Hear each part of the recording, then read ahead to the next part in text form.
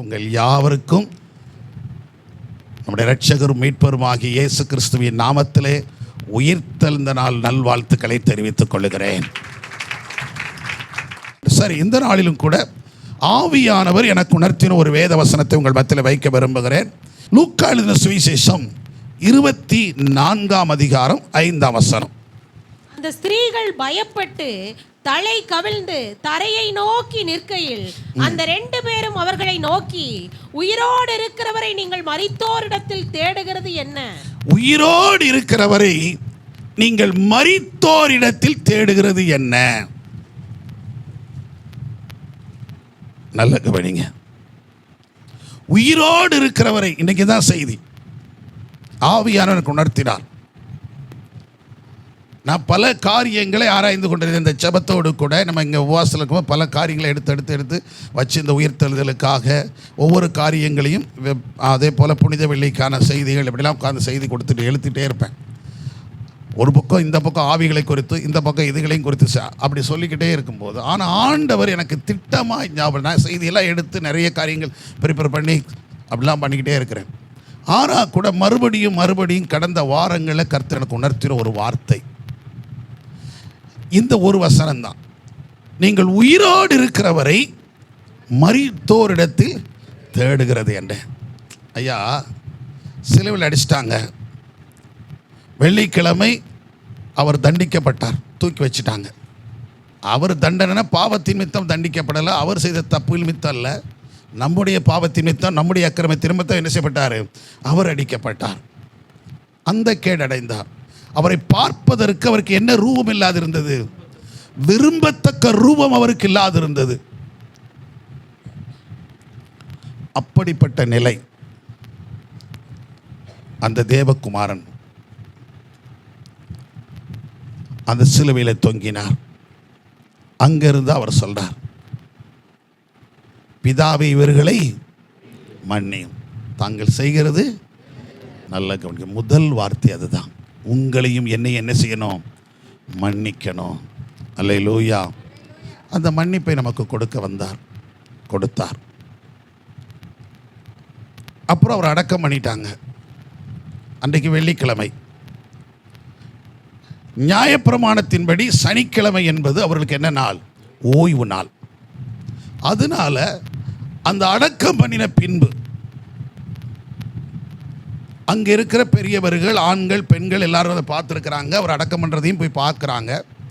ஆனால் அடுத்த நாள் ஓய்வு நாள், அதற்கு ஆயத்தமாக வேண்டும் என்று சொல்லி எல்லாரும் என்ன செஞ்சிட்டாங்க? வீட்டுக்கு போயிட்டாங்க. வீட்டில் இளைப்பாடுறாங்க. ஏன்னா வேத சொல்லுகிறபடி, பழைய ஏற்பாட்டு முறைமையின்படி ஓய்வு நாளில் எந்த ஒரு காரியத்தை என்ன செய்யக்கூடாது? செய்யக்கூடாது. எங்கேயும் பிரயாணப்படக்கூடாது.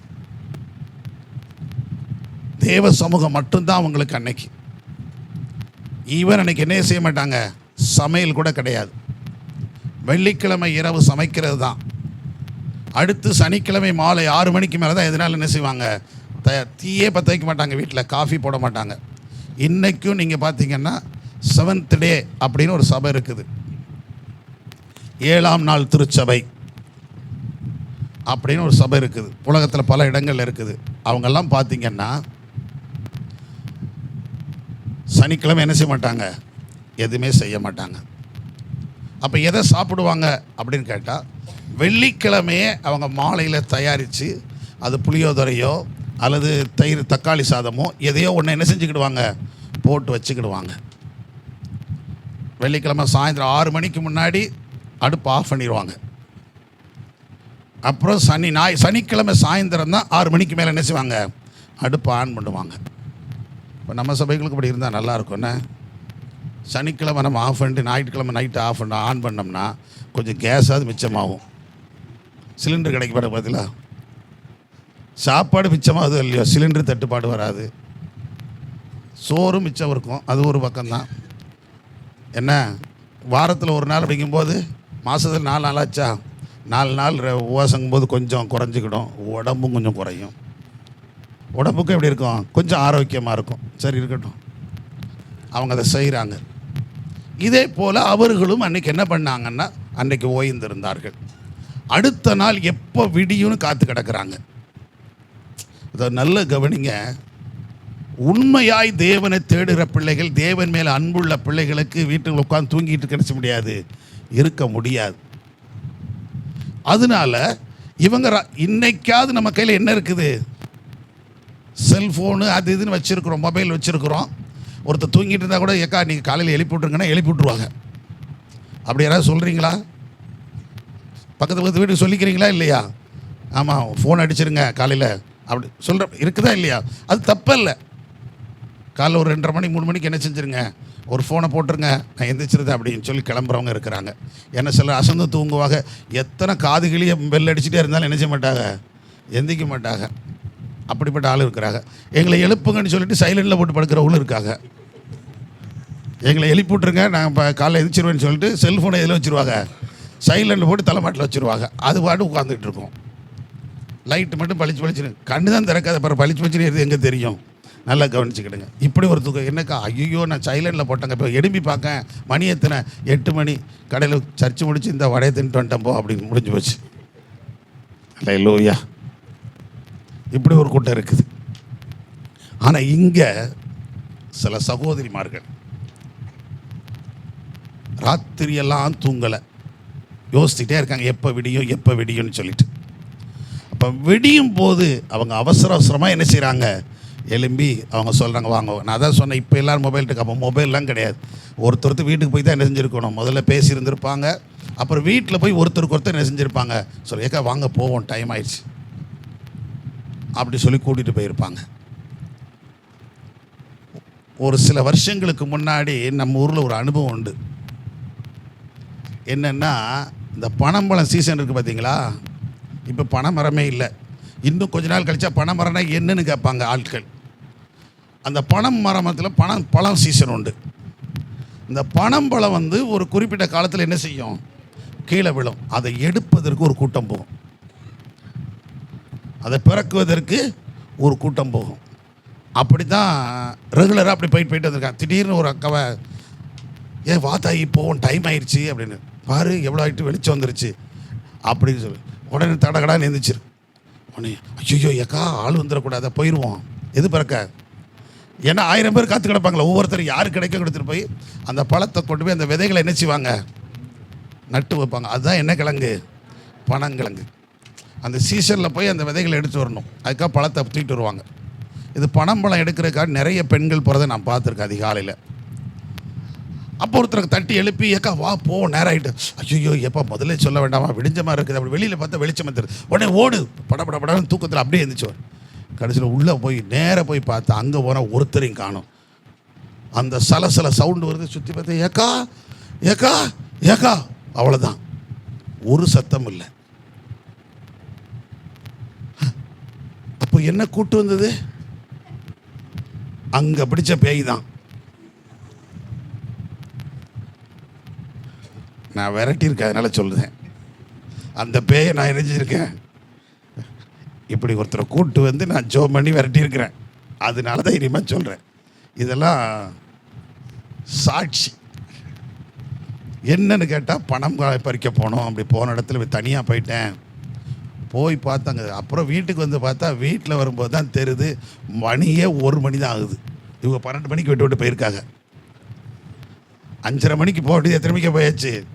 5 மணிக்கு எழுப்பி போக வேண்டிய 5 மணி 5:30 மணிக்கு போக வேண்டிய 12 மணிக்கே போயாச்சு. போயிட்டு 1 மணிக்கு தட்டுண்டு தடுமாறி ஓடி வந்து கீழே விழுந்துட்டா வீட்டில். அதோட சரி, அம்மையார் அமுக்குனது தான். அப்புறம் வீட்டுக்காரர் அலறாரு. இப்போ பணம் பழமா இன்னும் போவீங்களா? பணம் பழமா இருக்க யோசித்து பாருங்க. சரி இருக்கட்டும். சில காரியங்கள் அதிகாலையில் போனால் தான் என்ன செய்யும், கிடைக்கும். இதே போல் நிறைய இருக்குது.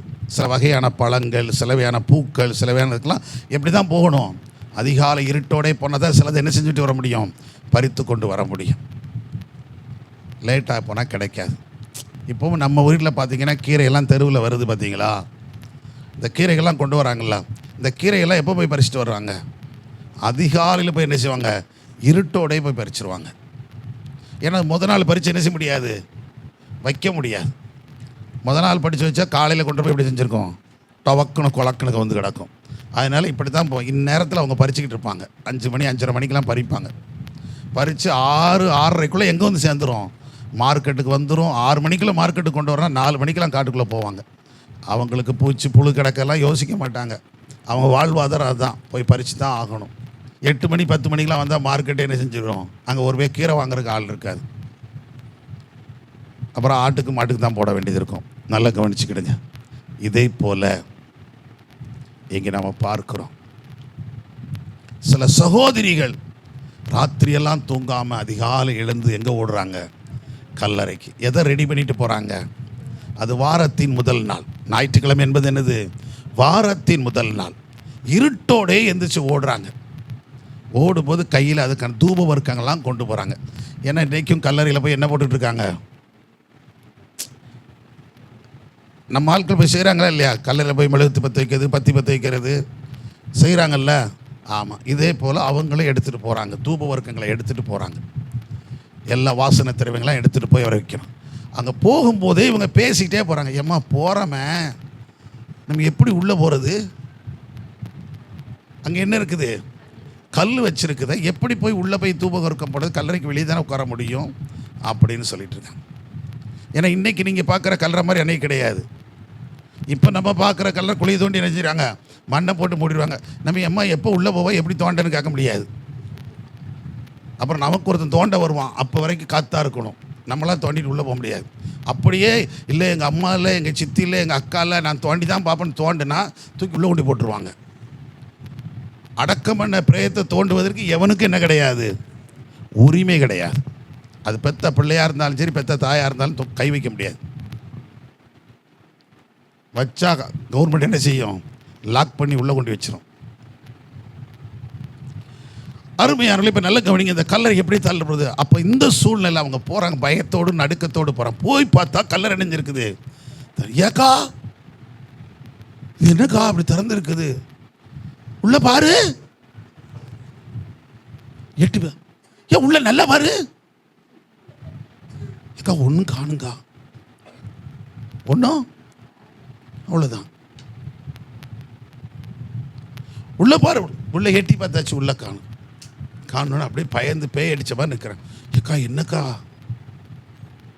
எவ்வளோ நம்ம வர்றதுக்கு முன்னாடி யாரும் வந்து கூட்டு போயிட்டா தூக்கிட்டு போயிட்டாங்களோ, இவங்க யாரும் கொண்டு போயிருப்பாங்களோ. இப்போ வரைக்கும் இவங்களுக்கு எந்த சிந்தனை கிடையாது. அவர் உயிர்த்தெழுதல் சொல்லிட்டார்ல, அந்த சிந்தனை இல்லை. ஒன்று சரி நெருப்பாரு, பின்னாடி ஏதாவது பாரு, ஒரு பாத்ரூம் போனாலும் போயிருப்பார், அங்கிட்டு போய் பாரு, இங்கிட்டு போய் பாரு. நம்ம அப்படி செய்கிறோமா இல்லையா? நான் வந்து வேடிக்கைக்கு சொல்ல, நம்ம வீடுகளில் நடக்குதா இல்லை, ஒருத்தரை காண என்ன செய்கிறோம், ஒரு வீட்டுக்கு போகிறீங்க, கூப்பிடுறீங்க, சத்தமே காணும், கதவு திறந்து கிடக்கு, ஆளை காணும். அப்படின்னா உள்ளே போய் பார்க்க, ஏக்கா என்ன என்ன அப்படின்னு சொல்லி கூப்பிட்றேன். இல்லைன்னா இந்த சைடில் கூடி போய் பார்க்குறது, என்ன இப்படி கூறு. அப்போ அந்த வீட்டுக்கு அந்த பக்கம் கூடி போயிட்டு, என்ன இங்கே இருக்கீங்களா, பின்னாடி இருக்கீங்களா, கேட்குறமா இல்லையா? அதை மாதிரி தான் அவங்களும் பார்த்துருப்பாங்க. இங்கிட்டு போய் பார்க்க, அங்கிட்டு போய் பார்க்க, இங்கிட்டு போய் சுற்றி சுற்றி பார்க்குறாங்க. ஒன்றும் இல்லை. இப்போ தான் அந்த தேவ தூதர்கள் அங்கே இருக்கிறாங்க, பிரகாசமுள்ள தூதர்கள். அவங்கள பார்த்து கேட்குறாங்க. என்ன கேட்குறாங்கன்னா, நீங்கள் உயிரோடு இருக்கிறவரை மரித்தோர் இடத்தில் தேடுகிறது என்ன? இன்னைக்கு நிறைய பேர் இயேசுவை எங்கே தான் தேடுறாங்க, மரித்தோர். இன்றைக்கும் நிறைய தேவாலயங்களில், என் தெருக்களில், ஊர்களில் இயேசுரார் எங்கே தான் தொங்கிக்கிட்டே இருக்காரு. அவர் அடிக்கப்பட்டு மரித்து உயிர் தெழுந்து 2000 வருஷம் கிட்டத்தட்ட ஆகுது. 2000 வருஷம் ஆனாலும் இன்றையும் அவரை யாராக தான் வச்சு பார்த்துக்கிட்டு இருக்கிறோம், சிலுவையில் தொங்குறவராக தான் பார்த்துக்கிட்டு இருக்கிறாங்க. அவரை உயிர் தெழுந்ததாக பார்க்கல. ஒரு கூட்டம் இன்னைக்கு அவரை குழந்தையாவே பார்க்கிறது. இன்ஃபன்ட் ஜீசஸ், அவர் யாரு, குழந்தை இயேசு. நல்ல கவனிங்க, நம்முடைய தேவன் அடிக்கப்பட்டார், மறுபடியும் உயிரோடு இருந்தார். ஆனால் இன்னைக்கும் நிறைய பேர் எங்கே தான் அவரை தேடுறோம்னா, மரித்தோரிடத்திலே தேடுகிறோம். இன்னைக்கு நிறைய பேருடைய நிலைமை அதுதான். ஆவியானவர் தான் உணர்த்தினார். ஏன் மரித்தோரிடத்தில் அவரை தேடக்கூடாது, கல்லறையில் போய் ஏன் தேட வேண்டாம்னு கர்த்தர் சொல்றாரு. நிறைய வசனங்கள் இருக்குது. நான் 1-2 ஞாபகப்படுத்திட்டு போயிடுறேன். சங்கீதம் 115, 17, 18 நீங்கள் வாசித்து பார்த்தீங்கன்னா அங்கே சொல்லப்பட்டது, மரித்தவர்களும் மௌனத்தில் இறங்கினவர்களும் கர்த்தரை துதியார்கள். நல்லா கவனிச்சுக்கிடுங்க. மரித்தவர்களும் மௌனத்தில் இறங்கினவர்களும் தேவனை துதியார்கள் அப்படின்னு சங்கீதம் 115 சொல்லப்பட்டிருக்கிறது. அப்போ ஒருத்தன் தேவனை துதிக்கிறதற்கு வாயை திறக்கலைன்னா அவன் எந்த லிஸ்ட்டு தான்? சொல்லுங்களேன், பக்கத்தில் சொல்லுங்களேன். நீங்கள் துதிக்கலைன்னா அந்த கதை தான். அவை கர்த்தரை நாம் என்ன செய்யணும்? துதிக்கணும்.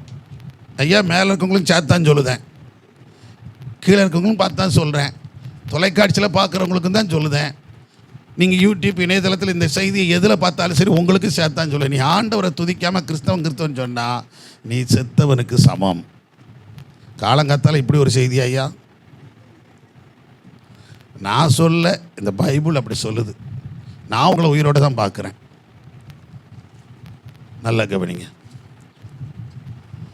மரித்தவர்களும் மௌனத்தில் இறங்கினவர்களும் கர்த்தர் என்ன செய்யார்கள்?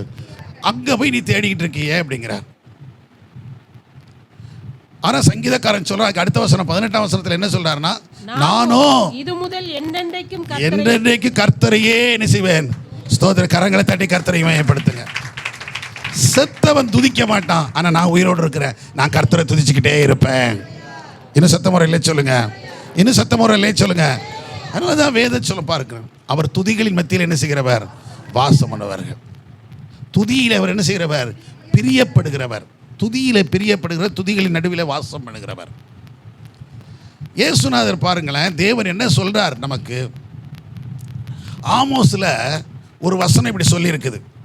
9:12 நீங்க வாசித்து பார்த்தீங்கன்னா அங்கே சொல்லப்பட்டிருக்கு, நான் கடைசி நாட்களிலே அந்நாளிலே விழுந்து போன தாவீதின் கூடாரத்தை நான் திரும்ப என்ன செய்வேன்? எடுப்பித்து அதன் திறப்புகளை அடைத்து அதன் பழுதாய் போனதை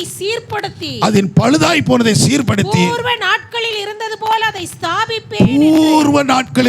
ஸ்தாபிப்பேன் என்றார். அல்லேலூயா. நல்ல கவனிங்க. பழைய ஏற்பாட்டில் நிறைய கூடாரம் இருந்தது. ஆனா அவர் எந்த கூடாரத்தை கட்டுவங்கிறாரு? தாவீதின் கூடாரம். நான் உங்களுக்கு 2 உதாரணம் சொல்றேன். தாவீதின் கூடாரத்திற்கும் மோசேயின் கூடாரத்துக்கும் வித்தியாசம் இருக்குது. ஆண்டவர் நான் மோசேயின் கூடாரத்தை எழுப்புவேன்னு சொல்லலை, தாவீதின் கூடாரத்தை எழுப்புவேன்னு சொல்றார். ஏன் தெரியுமா? மோசேயின் கூடாரம் முற்றிலும் சைலண்டா இருக்கும். அங்கே எந்த சத்தமும் என்ன செய்யாது? கேட்காது. கூடாரத்துக்கு வருவாங்க, அதுக்கு முன்னாடி கூடுவாங்க, அமைதியாக உள்ளே போவாங்க, அமைதியாக வருவாங்க. இதில் ஆண்டவர் அடித்து செத்தவன்னு நிறைய பேர் இருப்பான். தகுதி இல்லைன்னா நினச்சி போடுவான், செத்து போயிடுவான். அந்த பயம் அவங்களுக்கு இருந்துச்சு. பயத்தோடும் நடுக்கத்தோடும் உள்ளே போவாங்க, பயத்தோடு நடுக்கத்தோடு வெளியே உள்ள ஆசரிப்பு கூடாரத்துக்குள்ளே போயிட்டு திரும்ப வந்தால் தான் அவங்களுக்கு என்னது? பாக்கியம். இல்லைன்னா இல்லை. அதனால ஒரு பயம், நடுக்கம் இருந்துச்சு. கர்த்தருடைய மகிமையை மட்டும் என்ன செய்வாங்க? பார்த்தார்கள். ஜனங்கள் வெளியில இருந்து கர்த்தருடைய மகிமையை பார்த்தாங்க. ஆனால் தாவீதின் கூடாரம் அப்படி அல்ல. அங்கே எப்பவும் கம்பீர சத்தம் கேட்டுக்கிட்டே இருந்துச்சு. சத்தமுறையிலே சொல்லுங்க. அதுதான் இந்த நாட்களில் கர்த்தர் சொல்றார், நான் தாவீதின் கூடாரத்தை எழும்ப சொல்றேன்னு சொல்றாரு. மோசேயின் கூடாரத்தை எழும்ப பண்ணுவேன்னு ஆண்டவர் சொல்லலை. ஏன்னா இனி வரும் காலங்களில் சைலண்டாக அமைதியாக இருந்து போகிறதல்ல. இப்போ இருக்கிற காலம் கர்த்தரை துதிக்கிற காலம். இனி வருங்காலம் கர்த்தரை துதிக்கிற காலம். நாம் தேவனோடு இருக்கும்போது அங்கே துதிக்கிறவளாய்த்தான் இருக்க போகிறோம். எல்லாரும் கரங்களை தட்டி கர்த்தரை மகிமைப்படுத்துங்க. எங்கே மட்டுமல்ல, அந்த ராஜ்யத்தில் போகும்போதும் கூட அங்கே எல்லாரும் 24 மூப்பர்களும் திரளான ஜனங்களும் அவர் என்ன செய்யாங்க? ஓயாமல் என்ன செஞ்சிருந்தாங்களாம்? துதித்து கொண்டே இருந்தார்களாம். அங்கே ஓய்வே இருக்காது. அப்போ இங்கே அதற்கான ட்ரைனிங் இருக்கணும். இங்கே ரொம்ப சைலண்டாக இருந்தால் அங்கே போய் துதிக்க முடியாது. துதிக்காதவனால பரலோகத்தில் என்ன செய்ய முடியாது? டிஸ்டர்ப் ஆயிரும்ல. ஒருத்தர் என்கிட்ட இப்படி சொன்னார் சில வருஷங்களுக்கு முன்னாடி. என்னுடைய திருமணத்துக்கெல்லாம் முன்னாடி நடந்த சம்பவம். ஒருத்தர் இப்படி சொல்கிறார், என்னென்னா, ஐயா மற்றவங்களெல்லாம் பார்க்கும்போது உங்கள் சபைகளை நல்லா பேசுகிறீங்க, நல்லா ஜெபிக்கிறீங்க, நல்லா இது பண்ணுறீங்க, நல்லா இருக்கு, நல்லா பாடுறீங்க, கேட்குறதுக்கு நல்லா இருக்குது. ஆனால் ஒன்று தான் கொஞ்சம் ஒரு மாதிரி தெரியுது அப்படின்னா, என்ன திடீர்னு சந்தக்கடையில் போடுற மாதிரி கச்சபச்சா நின்று விடுறீங்க, சத்தம் போடுறீங்களே, என்ன கடை சத்தமா? சந்தைக்கடலை சத்தம் கேட்குற மாதிரி சபைக்குள்ளே, பெந்தகோஸ்தே சபைக்குள்ளே கச்சபச்சா சவுண்டு கேட்குதுய்யா அப்படின்னு நான் சொன்னேன். ஆமாய்யா, நீங்கள் என்னைக்கா சந்தைக்கு போயிருக்கலான்னு கேட்டேன். மார்க்கெட்டு போயிருக்கலாம். என்னையா அப்படி கேட்கீங்க? போய் தானே சொல்கிறேன். மார்க்கெட்டுக்கு போனீங்க, என்னைக்கா கோயிலுக்குள்ளே உட்காந்து கேட்டிருக்கீங்களா அப்படின்னு. என்னையா அப்படின்னு நான் சொன்னேன். அப்போ நீங்கள் மார்க்கெட்டுக்கு போங்க. மார்க்கெட்டில் போகும்போது வியாபாரிகள் நிறைய இருப்பாங்க. காய்கறி வியாபாரம் இருப்பாங்க, கத்திரிக்காய் வியாபாரி இருப்பாங்க, அப்புறம் ஒவ்வொரு தனித்தனி காயும் பீன்ஸ் அப்படிங்கிறவங்க, கொய்யாப்பழம் இருக்கிற இருப்பான், கருவாடுன்னு இருக்கிற இருப்பான், பூண்டுன்னு சொல்ல, இப்படி என்ன செய்வாங்க? இருப்பாங்களா இருக்க மாட்டாங்களா? எல்லாவனும் கத்திட்டு தான் இருப்பான். பூண்டு வைக்கிறவன் பூண்டுன்னு கத்துவான். கத்திரிக்காய் வைக்கிறவன் கத்திரிக்காய், முருங்கான்னு கத்துற ஒரு கூட்டம் இருக்கும். பூசணிக்கான்னு சொல்கிறவன் இருக்கும். ஆப்பிள் பழம், ஆரஞ்சு பழம். அந்தந்த சீசனுக்கு என்ன இருக்கும்? இப்போ இன்னும் என்ன மாம்பழம், இந்த சீசன் என்ன வந்துருச்சு, அடுத்து வந்துடும் மாம்பழம் அப்படின்னு சொல்லி ரூபாய்க்கு 10, ரூபாய்க்கு 2 இப்படிலாம் சொல்லுதாங்களே இல்லையா? ஒன்றும் இந்த மாதிரி சொல்கிறவங்களாம் பார்க்குறோம். இந்த சத்தமெல்லாம் கேட்டிருக்கலாம். ஆமாம், நல்ல கவனிங்க. வெளியிலேருந்து கேட்டால் அங்கே என்ன கற்றுக்குவோம்? கசபசான்னு கேட்கும். நீங்கள் உள்ளே போனீங்கன்னா எவனும் அநியாயமாக கத்திக்கிட்டு இருக்க மாட்டான். கத்திரிக்காய்க்காரன் கத்திரிக்காயை பற்றி சொல்லிக்கிட்டு இருப்பான், மாங்காவை பற்றி பேசிக்கிட்டு இருப்பான், தேங்காவை பற்றி பேசிப்பான், முட்டை விற்கிறவன் முட்டையை பற்றி சொல்லிக்கிட்டு இருப்பான், மீன் விற்கிறவன் மீனை பற்றி சொல்லுவான், கருவாடை பற்றி சொல்லுவான். வேறு எதுவும் சொல்ல மாட்டான். அவனுக்கு என்ன வியாபாரம் உண்டோ அதை மட்டும்தான் அவன் சொல்லிக்கிட்டு இருப்பான். ஆமாவா இல்லையா? எவனும் உள்ள நின்று ஓ அப்படின்னு கத்திக்கிட்டு இருக்க மாட்டான். மார்க்கெட்டுக்குள்ளே போனீங்கன்னா அந்த சந்தையில் அவங்கவங்க என்ன உண்டோ அவங்கவங்க வேலையை பார்த்துக்கிட்டு இருப்பாங்க. சத்தமுறையிலே சொல்லுங்கள். இதே மாதிரி தான் தேவாலயத்துக்கு வெளியில இருந்து கேட்டேன்னா அந்த சத்தம் அப்படி தான் கச்சபச்சான்னு கேட்கும். உள்ளே வந்தான்னா எவனும் கூப்பாடு போட்டு அங்கிட்டு ஓடிக்கிட்டு காட்டிகிட்டு இருக்க மாட்டான். அவன் தேவனோடு தனக்கு தந்த பாசையில் கர்த்தரை பேசிக்கிட்டே இருப்பான். சத்தமுறையிலே சொல்லுங்கள். நீங்கள் அப்படி தானே பேசுகிறோம். யாராவது தேவையில்லாமல் கத்திட்டு கிடக்கமா? நாம் எனக்கு என்ன தேவையோ அதை நான் கர்த்தர்கிட்ட சொல்கிறேன். அவர்கிட்ட இருந்து என்ன பெறணுமோ நான் பெற்று, அப்படி தானே ஒவ்வொருத்தரும் பெறுறோம். அது அவர்கள் சத்தம் போட்டு அவரை கூப்பிடுறோம், அவ்வளோதான். எவனும் காட்டு கூப்பாடு என்ன செய்கிறது? அது போடுறது கிடையாது. அது வெளியிருந்து கேட்குறவனு தான் அப்படி இருக்கும். அல்லேலூயா. என இனி இருக்கிற காலங்களில் சத்தமாய் துதிக்கிற உன் வாயை விரிவாய் திற, அப்பொழுது நான் என்ன செய்வேன் தான் சொல்கிறாரு. நீ வாயை அப்படியே பேஸ்ட் போட்டு ஒட்டிரு, நான் உன்னை தருவேன்னு ஆண்டவர் சொல்லலை. துதிக்கிற காலம். அதனால செத்த இடத்துல போய் யாரை தேடாதீங்க, உயிரோடு இருக்கிற தேடாதீங்க. அவர் உயிரோடு இருக்கிறார். செத்து போன இடத்துல போய் அவர் அங்கே போய் ஏசு இருக்காரா அங்கே எங்கே ஏசு இருப்பார்? அங்கே தான் ஏற்கனவே எல்லாம் செத்தானே கிடக்குது. பிரேதங்களுக்கு நடுவில் அவருக்கு என்ன வேலை? அவர் உயிரோடு இருக்கிற கர்த்தரை துதிக்கிறவர் நடுவில் தான் கர்த்தர் வாசம் பண்ணுகிறார். ஆமேன். அங்கே தான் தேடணும். இயேசுவை எங்கே தேடணுமோ அங்கே தான் தேடணும். மரித்தோர் இடத்துல தேடக்கூடாது. 2வது மரித்தவர்கள் யார்? பிரசங்கியின் புஸ்தகம் 9ஆம் அதிகாரம் 5ஆம் 6ஆம் வசனம். பிரசங்கி 9:5-6. உயிரோடு இருக்கிறவர்கள் தாங்கள் மரிப்பதை அறிவார்களே. உயிரோடு இருக்கிறவர்கள் தாங்கள் மரிப்பதை அறிவார்களே. மரித்தவர்கள் ஒன்றும் அறியார்கள். இனி அவர்களுக்கு ஒரு பலனும் இல்லை. அவர்கள் பேர் முதலாய் மறக்கப்பட்டிருக்கிறது. அவர்கள் சிநேகமும் அவர்கள் பகையும் அவர்கள் பொறாமையும் எல்லாம் ஒழிந்து போயிரும். சிநேகம் இருக்காது, பகை இருக்காது, வெறுப்பு இருக்காது, சந்தோஷம் இருக்காது, எல்லாம் ஒளிந்து போயிடும்.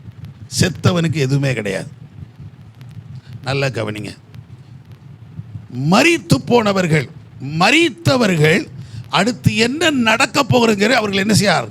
அறியார்கள்.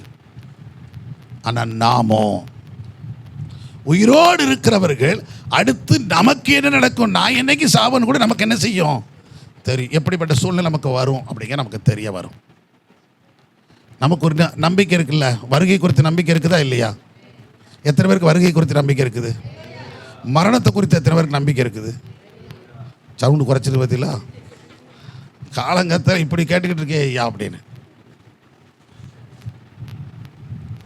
2 நம்பிக்கை. கர்த்தர் வந்தால் கர்த்தரோட, கர்த்தர் தாமதித்தா மண்ணோட, அவ்வளோதானே. ஆத்மா விண்ணோடையும் சரீரம் எங்கேயும் மண்ணோடையும், அவ்வளோதான். இதை யாரும் நினைச்ச முடியாது, தடுக்க முடியாது. காலங்கள் அதுக்காக நாளை காலையிலே போயிடுவோன்னு நினச்சிடாதீங்க. அது ஒரு காலம் இருக்குது. ஒவ்வொருத்தருக்கும் ஒரு காலத்தை கர்த்தர் நிர்ணயிச்சிருக்கார். அந்த காலம் வரைக்கும் இந்த பூமியில் என்ன செய்வோம், இப்போ எப்படி ஆனாலும் அந்த பாதையில் தான் நம்ம என்ன செய்யணும். ஆமாம், ஏன்னா எல்லாருக்கும் நியமிக்கப்பட்டிருக்குன்னு எபிரேயர் புத்தகத்தில் மரிப்பதும் பின்பு நியாய தீர்ப்படைவது எல்லா மனிதனுக்கும் என்ன செய்யப்பட்டிருக்குது நீங்கள். ஆமாம், எல்லாருக்கும் அது நியமிக்கப்பட்ட காரியம், எல்லாருக்குமான வார்த்தை, தனிப்பட்ட ஒரு மனுஷனுக்கானதில்லை. அவை நல்லா கவனிச்சுக்கிடுங்க. வேதம் சொல்லுகிறது, மரித்தவர்கள் எதையும் என்ன செய்ய மாட்டார்கள், அறிய மாட்டார்கள். எதையுமே அறியலை புரியலை அப்படி கிடக்கவங்கிட்ட போய் ஆண்டவரை தேடினா எப்படி இருக்கும்? நான் சொல்கிறது ஆவிக்குரியவர்களே சொல்கிறேன். இயேசுவை தேடி எங்கே போகிறோம்? ஒன்றும் இல்லாத இடத்துல போய் இயேசு இருக்காரான்னு தேடிக்கிட்டு இருக்கக்கூடாது. அப்படிப்பட்டவங்ககிட்ட போய் நம்ம பார்க்க வேண்டியதில்லை. நமக்கு ஒருவர் இருக்கிறார். சத்தமாக இல்லையே சொல்லுங்க, இன்னும் சத்தமாக இல்லையே சொல்லுங்க. எங்க யோபு ரொம்ப தெளிவாக சொல்கிறார். மரித்தவர்கள் அடுத்து என்ன நடக்க போகுதுன்னு அவங்களுக்கு தெரியாது. அவங்க எல்லா பேர் முதலாக அற்று போயிடும். ஆனால் யோபு என்ன சொல்கிறார் தெரியுமா? 19 வாசித்து பாருங்க, எவ்வளவு அழகா சொல்றார். 25 27 வரைக்கும் வாசிங்க. என் மீட்பர் உயிரோடு இருக்கிறார் என்றும், என் மீட்பர் இருக்கிறார் என்றும், அவர் கடைசி நாளில் பூமியின் மேல் நிற்பார் என்றும், அவர் கடைசி நாளில் பூமியின் மேல் நிற்பார் என்பதை நான் என்ன செய்வேன், அறிந்து. நல்ல கவனிங்க, அங்க என்ன வாசித்தோம்? மரித்தவர்கள் அறிய மாட்டார்கள். மரித்தவர்களுக்கு என்ன நடக்கும் அடுத்து என்ன செய்யாது தெரியும். ஆனா இவர் சொல்றாரு, என் மீட்பர் உயிரோடு இருக்கிறார், கடைசி நாள் எங்க நிற்பார், பூமி மேல் நிற்பார் என்பதை நான் அறிந்திருக்கிறேன். இந்த தோல் முதலானவை அழுகி போன பின்பு, இந்த தோல் முதலானவைகள் அழிந்து போன பின்பும் நான் என் மாம்சத்திலிருந்து என் தேவனை பார்ப்பேன், அவரை நானே பார்ப்பேன். அந்நிய கண்கள் அல்ல, என் சொந்த கண்களே அவரை காணும் உற்சாகமாய். இதுதான் தேவ பிள்ளைகள். ஐயா, இயேசு மரிச்சிட்டார், உயிரோடு இருக்கிறார். அந்த உயிர் தெரிந்தவரை மறுபடியும் நம்ம என்ன செய்ய போறோம், பார்ப்போம். அந்த நம்பிக்கை நமக்கு இருக்கிறது. நல்ல கவனிங்க, இன்னைக்கு நிறைய வேத வசனம் இருக்கிறது. அதுவும் வெளிப்படுத்தல் சொல்லப்பட்ட நிறைவான வசனங்கள் நமக்கு இருக்கிறதுனால நமக்கு இன்னும் கொஞ்சம் கூடுதல் என்ன இருக்குது, நம்பிக்கை இருக்குது. ஆனால் இந்த புஸ்தகம்லாம் வருவதற்கு முன்னாடி, இப்படிப்பட்ட தேவதாசர்களெல்லாம் பிறப்பதற்கு முன்னாடியே, பல ஆயிரம் வருஷத்துக்கு முன்னாடியே யார் எழுதிட்டா? யோபு சொல்றார், என் மீட்பர் உயிரோடு இருக்கிறார், அவர் கடைசி நாளில் பூமியின் மேல் நிற்பார் என்பதை நான் அறிந்திருக்கிறேன். அதான் தேவனுடைய ஜனம் அறிந்திருக்கும். நீங்கள் உயிரோடு இருக்கவன் செத்தவன்கிற கணக்கு பண்ணிக்கிடுங்க. மரித்தவர்களுக்கும் உயிரோடு இருக்கிறவங்களுக்கும் வித்தியாசம் என்ன அப்படின்னா, நீங்கள் ரெண்டையும் கம்பேர் பண்ணிவிட்டு ஏற்கனவே குழியில் போனவங்க தான் மரித்தவங்க அப்படின்னு நினச்சிடாதீங்க. அப்படி தான் எழுதப்பட்டது மாதிரி இருக்கும். ஆவியில் செத்து போனவங்களையும் கர்த்தர் அப்படி தான் சொல்கிறார். ஆத்துமாவில் செத்து போனவங்களையும் கர்த்தர் எந்த லிஸ்ட்டில் வச்சுருக்கிறாரு, மரித்தோர் லிஸ்ட்டில் தான் வச்சுருக்கிறார். உயிரோடு இருந்தும் செத்தவன்னு சொல்கிறாங்க பார்த்தீங்களா? ஏன்னா உயிர் இருக்கும், நடமாடுவாங்க. ஆனால் ஆத்துமா என்ன செஞ்சிட்டு இருக்குது, பாவத்திலும் அக்கிரமத்திலும் செத்து ஆண்டவரை விட்டு எங்கேயோ போய் கிடக்கும். அப்படிப்பட்டவனுக்கு அடுத்து என்ன நடக்க போகுதுன்னு அவனுக்கு என்ன செய்யாது. சிலர் சொல்லுவாங்க பார்த்தீங்களா, செத்த பின்பு வடக்கையா தெற்கே அவனுக்கு தெரியும். வடக்கையா தெற்கையான்னு யாருக்கு தெரியும்? ஒருத்தருக்கும் தெரியாது. தெரியுமா? உங்களுக்காக தெரியுமா? யாராவது சொல்லுங்க பாப்பா, எங்கிட்டாக்குன்னு தெரியாது. நமக்கு வடக்கு தக்க வைக்க மாட்டாங்க. நமக்கு எப்படி தான் வைப்பாங்க, கிழக்கு மேற்கு தான் வைப்பாங்க.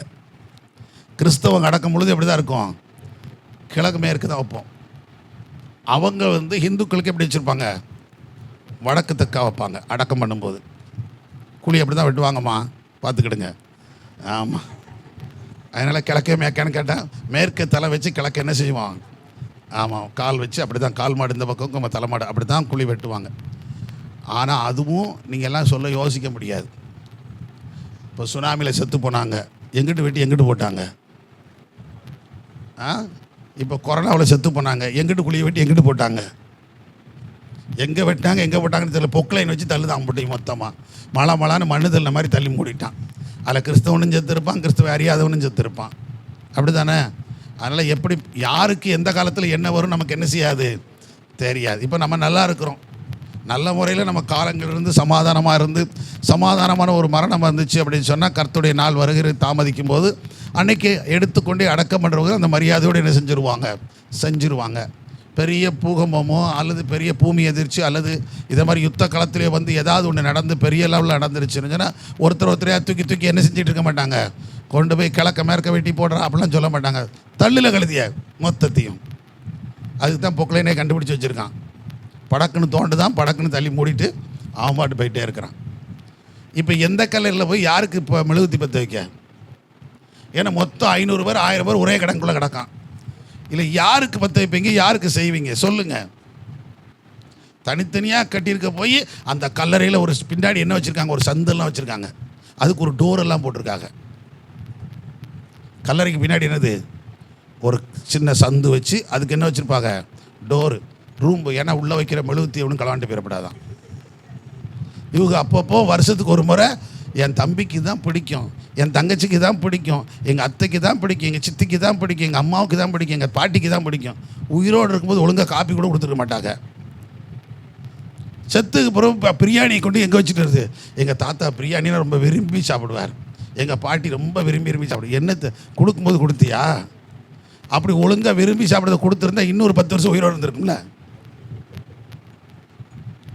நீங்கள் பாருங்கள், உயிரோடு இருக்கும்போது ஒன்றும் கொடுக்க மாட்டாங்க. செத்ததுக்கு அன்னைக்கு நான் இதெல்லாம் நிறைய அனுபவத்தில் பார்த்துருக்குறேன். அடக்கத்துக்கு போகும்போது ஒரு கூட்டம் சண்டை நின்றுக்கிட்டு இருக்காங்க. என்னது, நான் என்ன போட்டாகணும், வாக்கரிசி. நான் ஒருத்தர் அப்படி சொல்லிவிட்டாங்க. கல்லறையில் வந்து நிற்காங்க, வாக்கரிசி பண்ணு. என்னையா வாக்கரிசி பண்ணு, எதுக்கு? இல்லை நாங்கள் போடணும். எத்தனை பேர் போடணும்? நாங்கள் 10 பேர் இருக்கோம். அவங்களாம் உரிமைக்காரர்களாம். அவங்களாம் யாரா? நாங்களாம் உரிமைக்காரங்க. அது என்ன சொல்லுவாங்க இப்படி? நாங்களாம் உரிமைக்காரருங்க. உரிமையை செய்யணும்ல. ஏம்மா இங்கே வாங்க, ஐயா வாங்க, உரிமைக்காரர்லாம் அங்கே வாங்க அப்படின்னு கூப்பிட்டேன். இங்கே வந்து நில்லுங்க அப்படின்னு. இன்றைக்கி நீங்கள் போடுறீங்க, உண்மையிலே நான் இந்த வார்த்தை கேட்ட ஒருத்தங்க ஒரு கூட்டத்தில், நீங்கள் போடுறீங்கல்ல, சந்தோஷமாக இருக்குது, நீங்கள் செய்ய போகிறீங்க. ஆனால் இந்த உரிமைக்காரங்கள்லாம் ஆளுக்கு ஒரு நாள் சோறு கொடுத்துருந்தா இன்னும் 4-5 வருஷத்துக்கு இந்த அம்மா இருந்திருக்கும்ல அப்படின்னு. ஐயா அங்கே செய்யாமல் இங்கே வந்து செய்கிறீங்கள, ஆனால் சரி இங்கேயாவது செய்ய நினைக்க நான் செஞ்சுட்டு போங்க, நான் உனக்கு தடுக்கலை, செய்யுங்க, நீங்கள் அள்ளி போடுங்க. ஆனால் அந்த அம்மா சாப்பிடாது. அப்படி அந்த அம்மா என்ன செய்ய போகிறதில்ல, சாப்பிட. அது போடுறது பார்த்தீங்களா, வலது கைட்டு போட மாட்டானுவா, இடது கைட்டு தான். எவ்வளோ தெளிவாக இருக்காங்க பாருங்கள். வலது கைட்டு போட்டால் இவங்க கையும் சேர்ந்து போயிடும் போல தருது, இல்லை இவங்க சொத்து பணையை காலியாகி போயிடும் போல தருது. இடது கைட்டு நீ விளங்காமல் போ. எந்த பொருளும் கொடுக்கறதுக்கு எந்த கைட்டு கொடுக்க விட மாட்டாங்க, கொடுக்க விட மாட்டாங்கல்ல. பிறகு அப்போ அவங்களுக்கு உனக்கு தாயின்னு தானே சொல்கிறேன், உனக்கு அத்தைன்னு தானே சொல்கிறேன், சித்தின்னு தானே சொல்கிறேன், மாமான்னு தானே சொல்கிறேன், உனக்கு பெரியப்பா சித்தி இப்படி சொல்லி தானே போடுற. அது ஏன் இப்படி வலது கைட்டு கொடுத்தானே? நல்லா புரிஞ்சுக்கிடுங்க. மரித்தவன் ஒன்றும் என்ன செய்ய மாட்டான். நீ வலது கைட்டு கொடுத்தியா, இடது கைட்டு கொடுத்தியா, அவனை கிழக்க போட்டிருக்கியா, மேற்க போட்டிருக்கியா, யார் வாக்கசி கொடுத்தா, நாளைக்கு இப்போ இதை கொஞ்சம் எழுதி போடுறானா உள்ளே உட்காந்துக்கிட்டு. இப்போ கல்யாண வீட்டில் மொய் எழுதுறாங்க. எதுக்கு மொய் எழுதிட்டு அந்த மொய்யை நோட்டில் எழுதுறாங்களே எதுக்கு? நாளைக்கு அந்த வீட்டில் ஒரு ஃபங்க்ஷன் நடக்கும்போது நம்ம போய் என்ன செய்யணும், திரும்ப செய்யணும். அதுக்காக 100 ரூபா செஞ்சவனுக்கு 101, 1000 செஞ்சவனுக்கு 1001, இப்படிலாம் ஆட்கள் இருக்காங்க. அந்த 1 ரூபா தான் கூட்டிச்சு வட்டியான். 10 வருஷம் கழித்து வட்டியோடு எத்தனை ரூபா? அவன் 10 வருஷத்துக்கு முன்னாடி என் பிள்ளைக்கு 1000 ரூபா செஞ்சுருக்கான். 10 வருஷம் கழித்து அவன் பிள்ளைக்கு எத்தனை ரூபா கொடுக்குது? 1001. 1 ரூபா வட்டி எழுந்திருக்கு 10 வருஷமாக. அவன் ஒழுங்காக பேங்கில் போட்டுட்டு அன்றைக்கி ஹோட்டலில் வாங்கி சாப்பிட்டுட்டு பேங்கில் போட்டுருந்தோம்னா அவனுக்கு எவ்வளோ பணம் வந்திருக்கு 10 வருஷத்தில்? அது 20,000 அது நினைஞ்சிருக்கும், 20,000 தாண்டி போயிருக்கும். இவங்க 1 ரூபாயை கொடுப்பாங்க. அன்னைக்குள்ள காலம் என்ன, இன்னைக்குள்ள காலம் என்ன, அன்னைக்குள்ள பண மதிப்பு என்ன, இன்னைக்குள்ள பண மதிப்பு என்ன. உடனே எதைத்தான் தேடுறது? 25 வருஷத்துக்கு முன்னாடி பிள்ளை கல்யாணத்துக்கு சடங்கு வச்சுருந்தா அந்த நோட்டை தேடி பார்க்குறது. அன்றைக்கி எவ்வளோ செஞ்சுருக்கான் ஏம்மா. அன்றைக்கி 50 ரூபா, 10 வருஷத்துக்கு முன்னாடி 50 ரூபாயே பெரிய பணம். இன்றைக்கி போய் 51 செஞ்சா யோசித்து பாருங்க. இதெல்லாம் மாறணும். ஏன்னா நமக்கு தெரியும் இதெல்லாம் இதே மாதிரி செத்தவன் உள்ள உட்காந்து என்ன செய்ய மாட்டான். அவனுக்கு என்ன இவன் எவன் போட்டான் எவன் போடலை ஒன்றுமே தெரியாது. உயிரோடு இருக்கிறது. அதனால் இன்றைக்கி இருக்கிற வரைக்கும் என்ன செஞ்சுட்டு போயிருங்க, எல்லாரோடும் சந்தோஷமாக இருங்க. சத்தம் ஒரு இல்லை சொல்லுங்கள். ஏமேன். நான் ரெடி சேர்த்து சொல்லிட்டு போகிறேன். ஆண்டவர் உயிர்த்தெழுதலை குறித்து சொல்கிறேன். இன்னைக்கு இருக்கிற மக்களை குறித்து சொல்கிறேன். மரித்ததுக்கு பிறகு யாருக்கு எது செஞ்சாலும் அவங்களுக்கு என்ன செய்யாது. நீங்கள் எவ்வளோ உருண்டு உருண்டு அழுதாலும் அவங்களுக்கு தெரிய போகிறதில்ல. உயிரோடு இருக்கும்போது அவங்கள கவனிக்க வேண்டிய துருவத்தை என்ன செஞ்சுருங்க, இதுதான் நாம் அவங்களுக்கு செய்கிற கனமும் மரியாதையும். அல்லேலூயா. சத்தமுறையிலே சொல்லுங்கள். ஏன்னா மரித்தவர்கள் எதை அறியார்கள், ஆனால் உயிரோடு இருக்கிறவன் கர்த்தரை அறிகிற அறிவு உடையவன். அவர் எப்போ வருவார் அவனுக்கு தெரியும். அவர் மறுபடியும் நியாயத்துக்கு வருவார், அன்றைக்கு நான் அவரை காண்பேன். அல்லேலூயா. ஏன்னா உலகத்தார் யாரும் எதை அறிய மாட்டார்கள்னு சொல்லியிருக்குது. ஆவிக்குரியவன் சகலவற்றை என்ன செய்கிறானா, நிதானித்து அறிகிறான்னு சொல்லி 1 கொரிந்தியர் 2ஆம் அதிகாரத்தில் சொல்லப்பட்டிருக்கு. 14-15 வாசித்து பார்த்தீங்கன்னா, ஆவிக்குரியவன் எல்லாவற்றையும் நிதானித்து, ஆனால் அவனோ வேறொருவர்களால் நினைச்சப்பட்டான், அறியப்படான். யார் எவனும் நம்மளை அறிய முடியாது. ஆவிக்குரியவனுக்கு மட்டும்தான் ஆவிக்குரியவளை நிதானித்து அறிய தெரியும். ஆமேன். அதனால அங்கே தான் அவரை தேடணும், இயேசுவை. எவன் கர்த்தரை அறிந்திருக்கிறானோ, எவன் கர்த்தரை அறிகிற அறிவுக்குள்ளே இருக்கிறானோ, அங்கே தான் இயேசுவை தேடணுமே தவிர அவரை குறித்த அறிவே இல்லாதவங்கிட்ட போய் அவரை தேடி நினைச்சக்கூடாது, அலையக்கூடாது. அதான் மரித்தோரிடத்தில் நீங்கள் தேடுவது என்ன அப்படிங்கிற. 3ஆவதாக எரேமியா 22:10 வாசித்து பாருங்க. மரித்தவர்கள் திரும்ப என்ன செய்வதில்லை, வருவதில்லை. அவங்க வருவதில்லை, தன் ஜனன பூமியை காண்பதும் இல்லை அப்படின்னு சொல்லுது. அவங்களுக்கான பூர்வீக இடம், அவங்களுக்கான காரியம், இதெல்லாம் ஒரு காலமும் காண்பதில்லை அப்படின்னு சொல்லுது. அவன் ஒரு நாள் திரும்ப அந்த இடத்துக்கு வரமாட்டான். செத்து போயிட்டான்னா அதோட சரி, தூக்கிட்டு போய் அடக்கம் பண்ணுறோம், செத்தவன் வரமாட்டான், அதோட முடிஞ்சு போச்சு. அவனுக்கான ஜனன பூமி. இப்போ நமக்கு ஒரு நம்பிக்கை இருக்கிறது, இந்த பூமியில் இப்போ நம்மளை தூக்கி புதைச்சாலும், அதான் சில சொல்லுவாங்க எங்களுக்கு அப்படி வேணும், நம்மளை ஓடையில் வெட்டி புதைச்சாலும் சரி, ஓடக்கரையில் வெட்டி புதைச்சாலும் சரி தான் கவலையப்படாதீங்க. கர்த்தர் வரும்போது இந்த என்ன செய்யும், இந்த சரீரம் உயிரடையும். சத்தமுறையிலே சொல்லுங்க. புரியுதா புரியலையா? ஆமாம். அதனால தான் கல்லறைக்கெல்லாம் ரொம்ப மெனக்கிடப்படாது. கல்லறையில் சில பார்த்தீங்கன்னா இப்படி பளிங்கா கட்டுவாங்க, ஆயிரக்கணக்கான ரூபாயை போட்டு அப்படி கட்டி இப்படி கட்டி லட்சங்களை செலவழிச்சு ஏசுனார் வரைக்கும் உடையணும். ரொம்ப இறுக்கி வச்சுட்டு உடையாமல் போயிட்டுனா அது வேறு சிக்கலாகி போயிடும். அவர் தேவதூதன் எப்படி எத்தனை காலம் நமக்கு தெரியாது, ஒரு தான் ஊதுவானான்னு தெரில. ஏன்னா அப்படி தான் சொல்லியிருக்குது. பிரதானத்தினுடைய சத்தம் கேட்கும், எல்லாரும் கேட்குமா, பாதி பேருக்கு கேட்காது. இப்போ இந்த உட்காந்துருக்கோம்ல, கீழே மேலே எல்லோரும் உட்காந்துருக்கோம்ல, இப்போ நான் பேசுகிற எல்லோரும் கேட்கா, மேலே கேட்குதா, கேட்க போய் தனியாக உட்காந்துட்ருக்கோம் அப்படிம்பாங்க. ஆனால் பிரதான தூதன் சக்கத்தை வரும்போது எல்லாருக்கும் என்ன செய்யாது, எல்லாம் ஒன்றா உட்காந்துருப்பாங்க. பாதி பேர் கேட்காம கூட போகலாம், 1ல் பாதி பேர் கேட்காம போகலாம், அல்லது 4ல் ஒருத்தர் கேட்காம போகலாம், அல்லது 10ல் ஒருத்தர் கேட்காம போகலாம். அது எண்ணிக்கையெல்லாம் கிடையாது. சிலருக்கு கேட்கும், சிலருக்கு என்ன செய்யாது, கேட்காது. அப்போ சிரமம் ஆகிடும். தேவ எக்காலம் துணிக்கும் போது சத்தம் என்ன செய்யணும், கேட்கணும். ஆமேன். சத்தமுறையிலே சொல்லுங்க. அருமையானவர்களே, வேதம் அப்படித்தான் சொல்லுகிறது. ஆனால் இவங்க திரும்ப வரமாட்டாங்களாம்.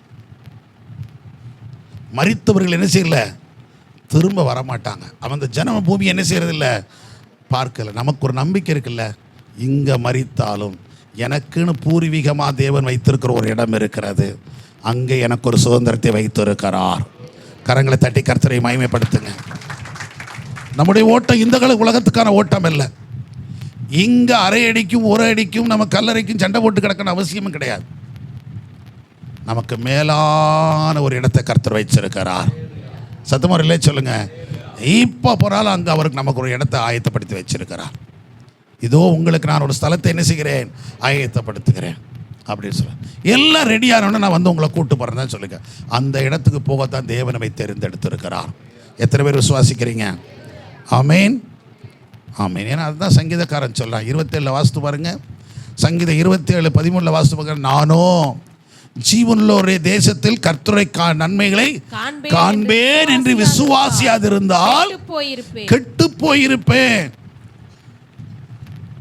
எனக்கு ஒரு நம்பிக்கை இருக்கிறது, நான் விசுவாசிக்கிறேன். யாரை காண போறேன்? ஜீவனுள்ள ஒரு தேசத்தில் என் கர்த்தருடைய மகிமையை நான் என்ன செய்வேன், காண்பேன். பக்கத்தில் பார்த்து சொல்லுங்க. ஜீவனுள்ள ஒரு தேசம் எங்க இருக்குது? இது ஜீவனுள்ள ஒரு தேசமா? இப்போ நாம் இருக்கிறது ஜீவனுள்ள ஒரு தேசமா? கிடையாது. இது ஒரு வாடகை வீடு. இதில் பெருமை பாராட்டிகிட்டு இருக்க ஒன்றும் பிரயோஜனம் இல்லை. என்னைக்கு வீட்டுக்காரன் ஓனர் வந்து காலி பண்ணி போ அப்படின்னு ஓடித்தான் ஆகணும். கொஞ்சம் ரிக்வெஸ்ட் பண்ணலாம், ஐயா ஒரு 2 மாதம் ஒரு 3 மாதம் டைம் கொடுங்க, ஒரு 5 மாதம் டைம் கொடுங்க, அதுக்குள்ளே நான் காலி பண்ணி போயிடுறேன், அடுத்த 1ஆம் தேதி வரை காலி பண்ணி தரேன், இந்த பரீட்சை முடிகிற வரைக்கும் சொல்கிறாங்களா இல்லையா? அப்படி தான் சொல்ல முடியும். இந்த பரீட்சை நடந்துட்டு பிள்ளை 12th முடிச்சிடும் நான் போயிடுறேன், எனக்கு ஒரு மாதிரி இந்த 1 வருஷம் மட்டும் கேன்சல் பண்ணுவேன், 11th அடுத்த வருஷம் வெளியேறதுக்கு விளையாட முடியாது, ஒரு வருஷம் சரி சரி சரி இருந்துட்டு போங்க, எப்படினாலும் அடுத்த மே மாதம் எனக்கு வீடு வேணும், அதுக்கு மேலே எங்கிட்ட கேட்காது சொல்கிறானா? இதை வேணால் ரிக்வெஸ்ட் பண்ணலாம், ஆனால் ஆண்டவர்கிட்ட சொல்ல முடியாது. சில ரிக்வெஸ்ட் பண்ணுறோம், மரணத்துக்கு ஏதுவான வியாதிகள் வரும்போது சில நேரத்தில் இறங்கி அவர் நமக்கு கிருபை பாராட்டுறார். அது இந்த வாடகை வீடுக்காரை எக்ஸ்டெண்ட் பண்ணுற மாதிரி தான் அவர் நமக்கு இறக்கம் பாராட்டி எக்ஸ்டெண்ட் பண்ணி விடுறார். புரியுதா? மரணத்துக்கு ஏதுவான வியாதிகள் வருது, அந்த வியாதி நேரத்தில் நமக்கு என்ன கொடுக்குறாரு?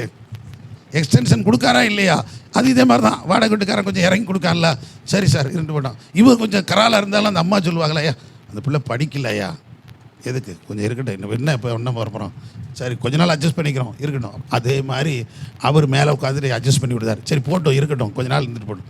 அப்படி தாங்க நம்ம வாழ்வு. அல்லேலூயா. இந்த பூமி நமக்கு நிரந்தரமானது அல்ல, நமக்கு ஒரு தேசம் இருக்கிறது, அது ஜீவனுள்ள ஒரு தேசம். அதைத்தான் சங்கீதக்காரன் சொல்கிறான். அங்கே சொல்கிறான், மரித்தவர்கள் திரும்பி அங்கே என்ன செய்கிறது, வருவில் ஜனன பூமியை காண்பதில்லைன்னு எரேமியா சொல்கிறான். அதனால் அவங்களுக்காக நீ என்ன செய்ய வேண்டாம், விண்ணப்பம் பண்ணாத, ஜெபம் பண்ணாதன்னே சொல்கிறார். அப்படி தான் அந்த வசனம் இருக்குது. மரித்தவனுக்காக நீ என்ன செஞ்சுட்டு இருக்காத, அழ வேண்டாம், அவனுக்காக பரிதவிக்க வேண்டாம். செத்து போனவனுக்காக 10 வருஷம் கழிச்சு அழுதுட்டு உட்காந்துட்டு இருப்பாங்க. எப்பா நீங்கள் மட்டும் இருந்திருந்தா, எம்மா நீ மட்டும் என் கூட இருந்தா இப்படிலாம் இருந்திருக்குமாம்மா, நான் அப்படிலாம் வாழ்ந்துருப்பேன், கிழிச்சு தள்ளியிருப்பேன். இருக்கும்போது ஒன்றும் செய்யலை, இப்போ இல்லை நீ அப்படி வந்திருப்பேன் இப்படி சொல்கிறத பார்த்துருக்கீங்களா? எங்கே இருக்கும்போது அவங்க சொன்னது கேட்டுற, நீ செத்து அவங்க அம்மா செத்ததுக்கே காரணம் நீ தானே, உங்கள் அப்பன் செத்ததுக்கே காரணம் நீ தானே. தேவையில்லாத அடங்காமல் அலைஞ்சதுனால அந்த அம்மா நெஞ்சு விடுச்சு, மன உளைச்சல்ல வியாதியில் செத்து போயிடுச்சு. எங்கள் நிறைய பேர் மரணத்துக்கு காரணமாக இருக்கிறதே யார் தான்? குடும்பத்தாரும் பிள்ளைகள். மன உளைச்சல் தானங்க நிறைய வியாதிகளை கொண்டு வருது. எல்லாம் பிரியமாக இருந்தால் சந்தோஷமாக இருந்தால் அவங்களுக்கு எதுக்கு வருது வியாதி வருது, எதுக்கு பலவீனம் வருது? எவ்வளோ பெரிய வியாதி வந்தாலும் பிள்ளைகள் அன்பாக இருந்தாங்கன்னா, மருமக்கமார் அன்பாக இருந்தாங்கன்னா, மருமகன் அன்பாக இருந்தான்னா, அண்ணன் தம்பி அக்கா தங்கச்சி அன்பாக இருந்தாங்கன்னா, அந்த வியாதி என்ன செஞ்சிட்டோம் ஓடி, அது வியாதியை குறித்து இதுக்காது. இவ்வளோ பேர் இருக்கும்போது அது எப்படி நம்மளை கிட்ட நெருங்கும் அப்படிங்கிற நம்பிக்கை பிறந்துடும். எதுவுமே இல்லாமல் இருக்கிற சும்மா இருக்கும் கூட வியாதியாகி செத்து போயிடுறாங்க, மன உளைச்சலை செத்து போயிடுறாங்க. நல்ல கவனிங்க. ஆனால் நம்முடைய ஆண்டவர் இன்றைக்கு உயிரோடு இருக்கிறார். சத்தமுறையிலே சொல்லுங்க, என் தேவன் இன்னும் என்ன செய்கிறார்? உயிரோடு இருக்கிறார். அவரை நம்ம காண்போம். அதனால தான் நான் அந்த ஜீவனுள்ள தேசத்தில் அவரை என்ன செய்வேன், காண்பேன் என்று நான் என்ன செய்யிருக்கேன், அறிந்திருக்கிறேன். அப்படி நம்பலைன்னா, விசுவாசிக்கலைன்னா நான் கெட்டு போயிருப்பேன். எல்லாரை போல நானும் என்ன செஞ்சிருப்பேன், கெட்டு போயிரு. அந்த நம்பிக்கை இல்லாதவங்க தான் இப்போ கெட்டு போய்கிட்டு இருக்கிறாங்க. இயேசுவை குறித்த நம்பிக்கை, அவர் வருகை குறித்த நம்பிக்கை, அந்த ராஜ்யத்தை குறித்த நம்பிக்கை இல்லாதவங்க தான் நிறைய பேர் நினைச்சிட்டு இருக்காங்க. அந்த இடத்துக்குள்ள தேவ பிள்ளைகள் வந்துடக்கூடாது. கரங்களை தட்டி கர்த்தரை மகிமைப்படுத்துங்க. சரி, அடுத்து மத்தேயு 23, 27, 29 வாசித்து பார்த்தீங்கன்னா, மாயக்காரராகிய வேதபாரகரே பரிசேயரே, உங்களுக்கு ஐயோ, வெள்ளையடிக்கப்பட்ட கல்லறைகளுக்கு ஒப்பாய் இருக்கிறீர்கள். அவைகள் புறம்பே அலங்காரமாய் காணப்படும், உள்ளேயோ மரித்தவர்களின் எலும்புகளினாலும் சகல அசுத்தத்தினாலும் நிறைந்திருக்கும். நல்ல கவனிங்க. மரித்தோரிடத்தில் தேடுகிறது என்ன? முதல்ல பார்த்தா அவங்க யாரு? தேவனை துதிக்காதவர்கள். அங்க போய் யாரை தேடாத, இயேசுவை தேடாத. ரெண்டாவது என்ன சொல்லப்பட்டிருக்குது? எதையுமே தெரியாது, அறிய மாட்டான், புரிய மாட்டான், அவங்கிட்ட போய் இயேசுவை தேடாத. மூணாவது, திரும்ப வர முடியாதவன் ஜனன பூமியை, தேவ ராஜ்யத்தை சுதந்திரிக்க மாட்டான், பரலோகத்தை சுதந்திரிக்க, அவன்கிட்ட போய் யாரை தேடாத, இயேசுவை தேடாத. நாலாவது, அசுத்தம் நிறைந்த இடத்துல போய் தேடாத. வெள்ளையடிக்கப்பட்ட கல்லறை வெளியில பார்க்கும்போது எப்படி இருக்கும்? வெள்ளையா பளபளான்னு இருக்கும். அவங்கவுங்க வசதிக்கு தக்க அதை என்ன பண்ணுவாங்க, ஜோடிச்சிடுறாங்க. மார்பிள்லாம் போட்டிருக்கிறாங்க, கிரானைட் கல்லெல்லாம் இப்போ போட்டு எரிஞ்சிடறாங்க, செய்கிறாங்க எல்லாம். சரி, அவங்க சேஃப்டி நல்லது, அதுவும் நம்ம குறை சொல்ல வேண்டாம். அது அவங்களுக்கு வசதி இருக்குது, அவங்க செய்கிறாங்க, தப்பில்லை, செய்யலாம். ஆனால் உள்ளே என்ன இருக்குன்னா, அங்கே சொல்ல அசுத்தம் இருக்கும். மரித்தவருடைய அசுத்தமாக தான் இருக்கும். அப்படின்னா மரித்தவருடைய உடல் அழுகி நாரி என்னதான் இருக்கும், அசுத்தமாக தான் இருக்கும். அதனால தான் வசனம் சொல்லுது, அந்த அசுத்தம் நிறைந்த இடத்துல போய் யாரை தேடாத, கர்த்தரை தேடாத. வெளிய அலங்காரம், உள்ள முழுது என்னது, அசுத்தம். அந்த வாழ்க்கையை கர்த்தர் விரும்பலை. அங்கே இயேசுவை தேடாதீங்க. அல்லேலூயா. சத்தமுறை இல்லை சொல்லுங்க. ஏன்னா அது அசுத்தம் நிறைந்தது, அது ஒரு இருள் நிறைந்தது. அதுதான் சங்கீதக்காரன் சொல்றான், மரண இருள். அது என்னது, மரண இருள். அந்த மரண இருள், கல்லறைக்குள்ள இருள் தான் இருக்கும், வெளிச்சம் இருக்காது. செத்து போனவன்ட்ட என்ன பார்க்க முடியாது, வெளிச்சத்தை பார்க்க முடியாது. என் தேவன் இருளை வெளிச்சமாக்க வந்தவர். அவரை போய் இருட்டுக்குள்ள நினைச்சிட்டு இருக்க கூடாது. அவரே எல்லாருக்கும் வெளிச்சத்தை கொடுக்கிறவர். அவரை போய் எங்க தேடிக்கிட்டு இருக்காங்க, இருளுக்குள்ள போய் தேடிக்கிட்டு இருக்கிறாங்க. வெளிப்படைய வேண்டும். அடுத்து சொல்லப்பட்டிருக்கிறது யோவான் 11:39 நீங்கள் வாசித்து பார்த்தீங்கன்னா அங்கே பார்க்கிறோம், நாற்றம் எடுத்த இடம். சொந்த சகோதரி சொல்றா, இயேசுநாதர் சொல்றாரு, கல்லறை என்ன செய்யும், கல்லை என்ன செய்யுங்க, புரட்டுங்க. அப்பொழுது அவர் சொல்றா, ஆண்டவரே நாருமே. அப்போ ஒரு கல்லறைக்குள்ள கொடி பிரேதத்தை வைத்திருந்தா, கல்லறைக்குள்ள மட்டும் இல்லை, வீட்டில் வைத்திருந்தாலும் என்ன செய்தான் செய்யும், நாரும். ஒரு குறிப்பிட்ட நாளுக்கு மேலே என்ன செய்ய முடியாது, டெட் பாடி என்ன செய்ய முடியாது, வைக்க முடியாது, மரித்தோரை வைக்க முடியாது. அதனால தான் ஆண்டவருக்கு அங்கே வசனம் சொல்லுது, நீ மரித்தோரிடத்தில் தேடாத அப்படின்னா, உயிரோடு இருக்கிறவரை நாற்றம் எடுத்த இடத்துல போய் என்ன செய்யாத, தேடாத. அது நாரி கிடக்குது. அங்கேயே இயேசுனார் குடியிருக்க போறாரு. நம்முடைய பாவ வாழ்க்கை நாரத்தான் செய்யும். கல்லை புரட்டினா நாரத்தான் செய்யும். அதை மனம் திரும்ப தான் கர்த்தர் சொல்றார். இப்போ கிடக்கிற கல், நீ ரோட்டில் கிடக்கிற கல் எடுத்து பாருங்க, மண்ணில் கிடக்கிற ஒரு கல் ரொம்ப நாள் கிடக்குது. அந்த கல் அப்படி புரட்டி பாருங்க, அடியில் என்ன கிடக்கும், புழுக்களும் பூச்சிகளும் ஒரு மாதிரி என்ன இருக்கும், நிறைய வண்டுகள் அது இது இருக்கும். இதே போல தான் நம்முடைய ஜீவியத்தை லைட்டாக பெரட்டி பார்த்தோன்னா பழைய வாழ்க்கை எல்லாம் நாற்றம் எடுத்த வாழ்க்கை. அதையே தோண்டிக்கிட்டே தெரியாத, அதை தூக்கி தூர போட்டுட்டு அதை அறிக்கையிட்டு நீ ஃப்ரெஷ்ஷாக கர்த்தருக்காக உயிர்த்தெழுந்தவனாய் ஓடிக்கொண்டிரு. சத்தமுறையிலே சொல்லுங்க.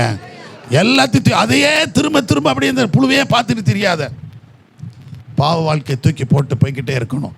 அதை சுத்திகரிக்கத்தான் இயேசு இந்த பூமிக்கு வந்தார். அல்லேலூயா.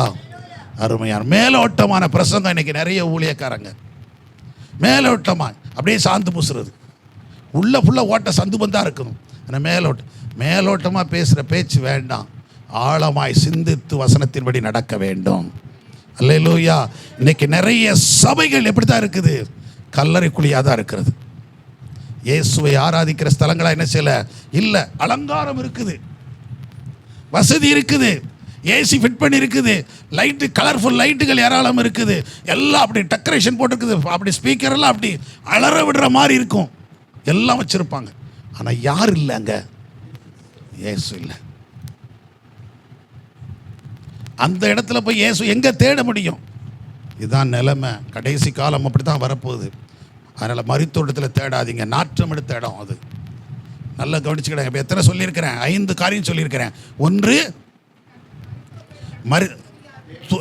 துதியின் சத்தம் கேட்கப்படாத இடம் மரித்தோர் இருக்கிற இடம். அடுத்து, ஒன்றும் அறியாமல் மூடர்களாக இருக்கிற இடம் மரித்தோர் இடம். அடுத்து, திரும்ப வர முடியாமல் போன போக்கில் இருக்கிறது மரித்தோர் இடம். அவங்க எதையும் அடையப்படுறதில்லை, ஜனன பூமியே என்ன செய்ய மாட்டாங்க, அந்த தேவராஜ்யத்துக்கும் ஆயத்தப்பட முடியாத ஒரு இடம் மரித்தோர் இடம். அடுத்து, அசுத்த நிறைந்த இடம் மரித்தோர் இடம். அடுத்து, நாற்றம் எடுத்த இடம் மரித்தோர் இடம். கடைசியாக ஒரு காரியத்தை சொல்லிடுறேன். மரித்தோர் நியாயத்தப்படும் நாள் வரும். அவங்க நியாயத்தீர்க்கப்படக்கூடியவர்கள் இருக்கிற இடம். ஆண்டவர் யாரை தான் நியாயம் தீர்ப்பாராம், மரித்தோரை நியாயம் தீர்ப்பார். வெளிப்படுத்தல் விசேஷம் 20ஆம் அதிகாரம் 12-13 பார்த்தீங்கன்னா, மரித்தோரை அந்த நாட்கள் முதற்கு இந்த நாள் வரைக்கும் மரித்தோர் அனைவரும் தேவனுக்கு உண்டாக என்ன செய்யப்படுவார்கள், நியாய தீர்ப்படைந்தார்கள். மரித்தோர் தங்களை மணலானது மண்ணானது தன்னுடைய மரித்தோரை ஒப்பு கொடுத்தது. தண்ணி ஒப்பு கொடுக்கும், நெருப்பு ஒப்பு கொடுப்போம். யார் யார் எதில் செத்தானோ அந்தந்த விதத்தில் எல்லாரையும் அது என்ன செய்யும், ஒப்பு கொடுக்கும். அந்த இடத்துல போய் யாரை தேடிட்டு இருக்காதீங்க, கர்த்தரது. ஏன்னா நியாய தீர்ப்பு கொடுக்கிறவரை போய் நியாய தீர்ப்பு அடைந்தவங்கிட்ட போய் தேடாதீங்க. அவர் நியாய தீர்ப்பு அடைகிறவர் அல்ல, அவர் நியாய தீர்ப்பு கொடுக்கிறவர். சத்தமுறை இல்லை சொல்லுங்க. அந்த நியாய தீர்ப்பு கொடுக்கிற தேவன குமாரனை எங்க போய் தேடிக்கிட்டு இருக்காங்க? மரித்தோரிடத்துல தேடாதீங்க.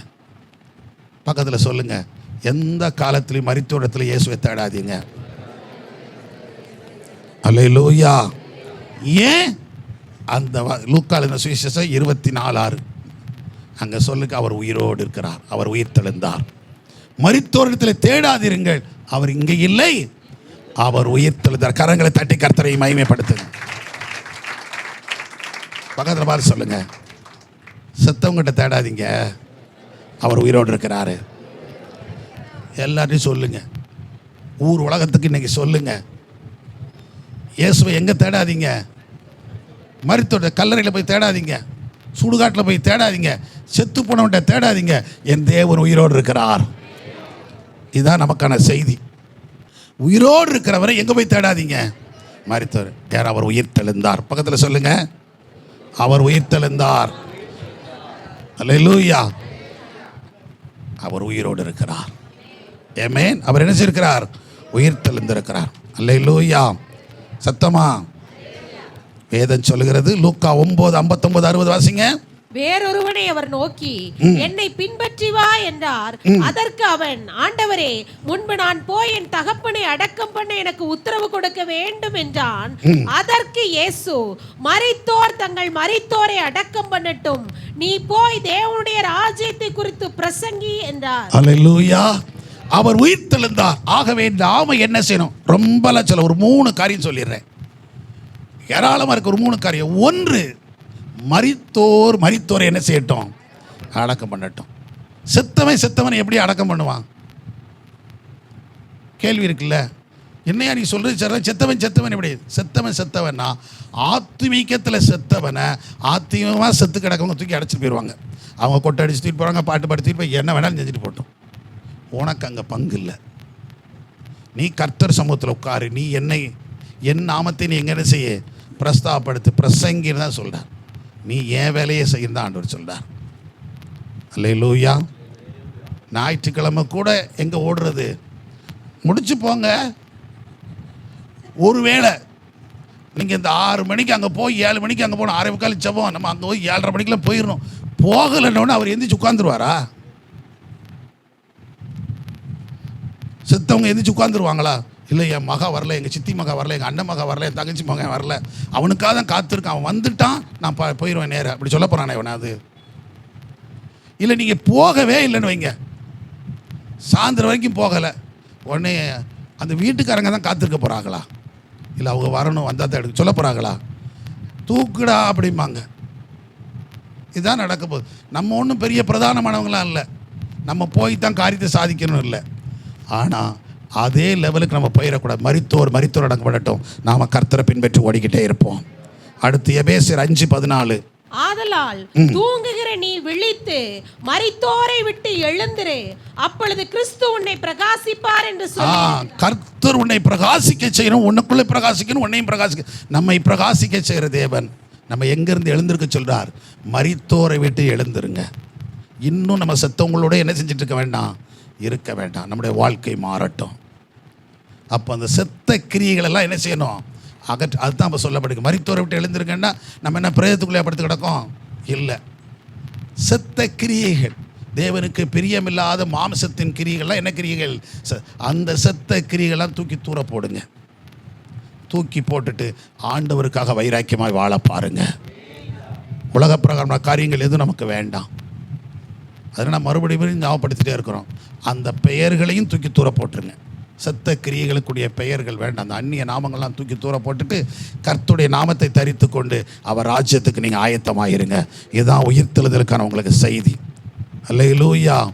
அவர் நாமத்தை மகிமைப்படுத்துங்க. இன்னும் வாசிக்கணும் தெசலோனிக்கர் புஸ்தகம். ஏன் அப்படின்னு சொன்னால் 1 தெசலோனிக்கர் 4:14-17 வரைக்கும் வாசித்து பார்த்தீங்கன்னா, இயேசுவானவர் மரித்து பின்பு எழுந்திருந்தார் என்று விசுவாசிக்கிறோமே, அப்படியே இயேசுவுக்குள் நித்திரை அடைந்தவர்களையும் தேவன் அவரோடே கூட கொண்டு வருவார். கர்த்தருடைய வார்த்தையை முன்னிட்டு நாங்கள் உங்களுக்கு சொல்லுகிறதாவது, கர்த்தருடைய வருகை மட்டும் உயிரோடு இருக்கும் நாம் நித்திரை அடைந்தவர்களுக்கு முந்திக் கொள்வதில்லை. ஏனெனில் கர்த்தர் தாமே ஆரவார சத்தத்தோடும் பிரதான தூதனுடைய சத்தத்தோடும் தேவ எக்காலத்தோடும் எக்காலத்தோடும் வானத்திலிருந்து இறங்கி வருவார். அப்பொழுது கிறிஸ்துவுக்குள் மரித்தவர்கள் முதலாவது எழுந்திருப்பார்கள். பின்பு உயிரோடு இருக்கும் நாமும் கர்த்தருக்கு எதிர்கொண்டு போக மேகங்கள் மேல் அவர்களோடு கூட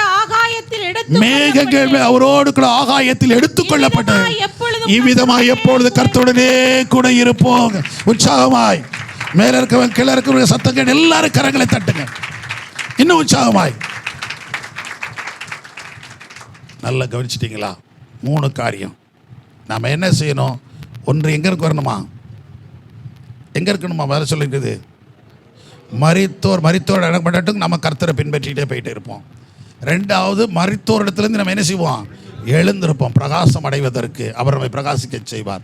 இன்னும் அந்த செத்த கிரிகளோட ஏன் அப்படின்னா இங்கே சொல்லப்படுங்க, அவர் வரப்போறாரு.